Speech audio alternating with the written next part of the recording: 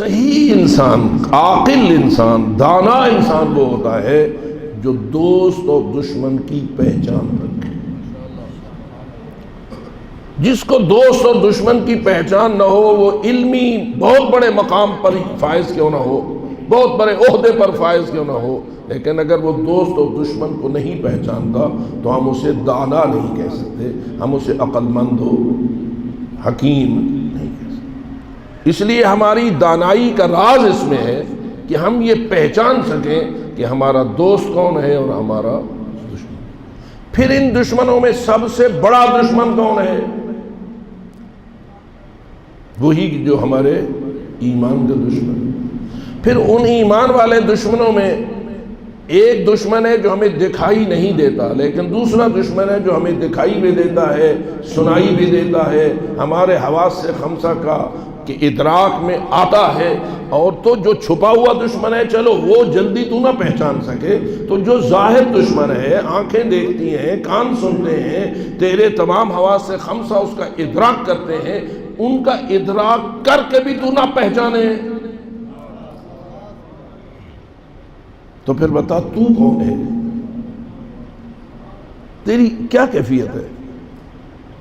اور میں یہ سمجھتا ہوں کہ اس مجلس کا سب سے بڑا فائدہ یہی ہے کہ یہ دوست اور دشمن کی پہچان کراتی ہے۔ تو کیا خیال ہے، ایسے انسانوں کو پہچاننا چاہیے یا نہیں؟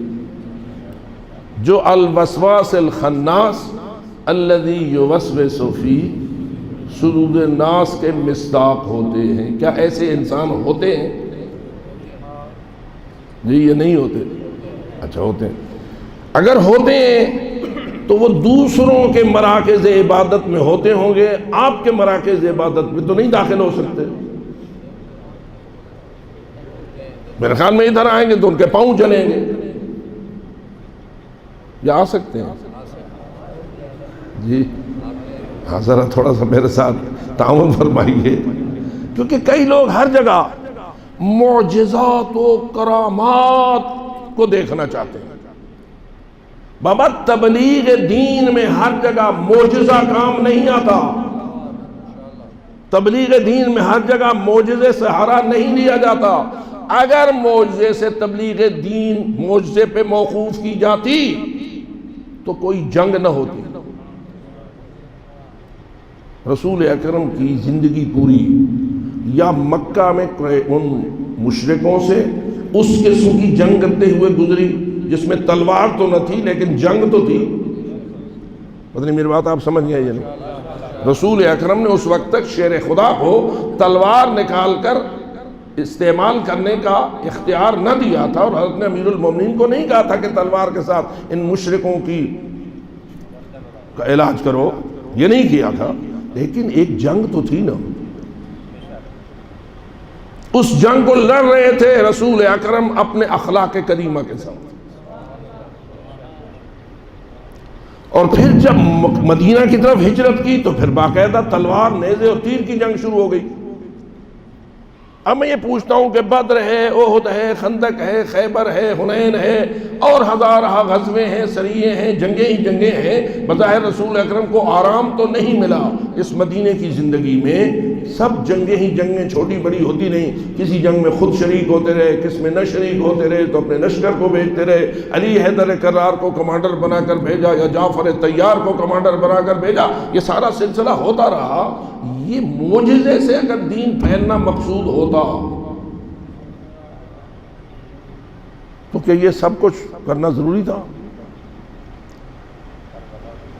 وہ تو ایک کہیں روایت میں نے پڑھی تھی کہ امیر المومنین نے فرمایا تھا اگر میں چاہوں تو یہیں سے شام والے کی داڑھی، اور ہاتھ بڑھایا تو ہاتھ میں بال موجود تھے۔ کیا خیال ہے آپ کو، معجزے کی قدرت تھی یا نہیں؟ جب ہم اس عقیدے پر ہیں اور امام باقر علیہ السلام کا یہ فرمان ہمارے سامنے واضح ہے کہ 73 اسماء اعظم الہی ہیں اور ہر اسم اعظم میں تاثیر اعجازی ہے، اور اللہ نے کسی نبی کو ایک اسم اعظم دیا، کسی کو 2 دیے، کسی کو 5 دیے، کسی کو 7 دیے، کسی کو 9 دیے، کم و بیش دیتا رہا، لیکن جب آئی محمد و آل محمد کی باری تو اللہ نے 73 میں سے ایک مخفی رکھ لیا، 72 ان کو دے دیے۔ تو کیا خیال ہے ان کی جو اعجاز کی صلاحیت ہے وہ سب سے زیادہ ہوئی یا نہیں؟ حضرت عیسیٰ کے ہاتھ پہ مردے زندہ ہوئے، حضرت موسیٰ کے عصا نے پتہ نہیں کیا کیا کارنامے دکھائے، یہ سارے معجزات رسول اکرم کے پاس اور محمد و آل محمد کے پاس موجود تھے یا نہیں؟ کبھی کبھی حضرت امیر المومنین نے یہ بھی اس انداز سے بھی اپنایا، اس انداز کو اپنایا کہ فرمایا کہ اے اللہ تیری بارگاہ میں اگر حضرت موسیٰ کی گائے کے گوشت سے مردہ زندہ ہو سکتا ہے تو میرا قدم کوئی اس گوشت سے کمتر تو نہیں ہے۔ یہ اسی لیے اظہار کر رہے تھے نا کہ یاد رہے کہ ہمارے پاس بہت کچھ ہے، لیکن آپ مجھے بتائیے دین کو آپ تک پہنچانے میں معجزے کا زیادہ سہارا لیا گیا ہے یا قربانی کا زیادہ سہارا؟ یہ بہت بڑا سوال ہے۔ بہت سارے لوگ مجلسوں میں معجزے ہی سننا چاہتے ہیں۔ بس اوقات ہمارے اوپر ایک اشکال بھی ہوتا ہے کہ آپ عقلی گفتگو زیادہ کرتے ہیں، معجزات کم بیان کرتے ہیں، لیکن میں کہتا ہوں معجزہ برحق، لیکن میں دیکھ رہا ہوں کہ تبلیغ نبوت و رسالت و دین و اسلام و احکام و شریعت میں پیغمبر اکرم اور ان کی آل طاہرین نے معجزوں سے اتنا فائدہ نہیں اٹھایا جتنا قربانیوں سے فائدہ اٹھایا۔ حتیٰ خود کربلا میں معجزہ نہیں ہو سکتا تھا۔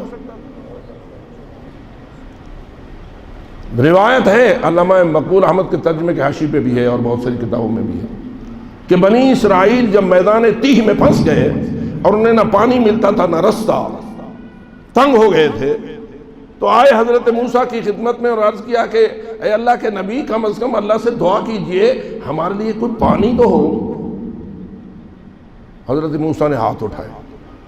اب وہ دعا میں آپ کو سنا دوں جو حضرت موسیٰ نے مانگی، شاید آپ کو یاد بھی ہو جائے، کوئی اتنی مشکل نہیں ہے۔ اے اللہ میں آپ سے سوال کرتا ہوں، انی اسألک یا انا نسألک بحق محمد سید الانبیاء وبحق علی سید الاوصیاء وبحق فاطمہ سیدۃ النساء وبحق الحسن سید الاولیاء وبحق الحسین سید الشہداء وبحق عطرتہم سادۃ الاتقیاء اسقنا ماء۔ اگر آپ اس کو عربی میں یاد نہ کر سکے تو اردو تو بڑی آسان ہے نا۔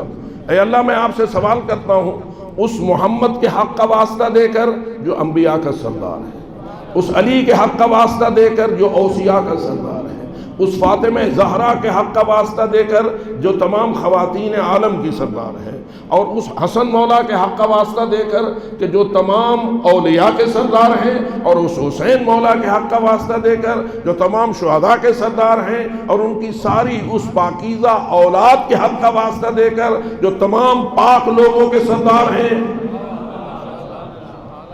اسقنا ماء، ہمیں پانی پلا۔ یہ دعا ختم ہوئی، وحی نازل ہوئی۔ اضرب بعصاک الحجر، موسیٰ یہ تیرے سامنے جو خشک پتھر پڑا ہے مار اس پہ اپنا ڈنڈا۔ حضرت موسیٰ نے ڈنڈا مارا، فانفجرت من حسنتا عشرت عینا، اس میں سے 12 چشمے پھوٹے۔ لیکن میں پوچھتا ہوں کن کے حق کا واسطہ دیا حضرت موسیٰ نے؟ ان 14 کے حق کا واسطہ دیا نا۔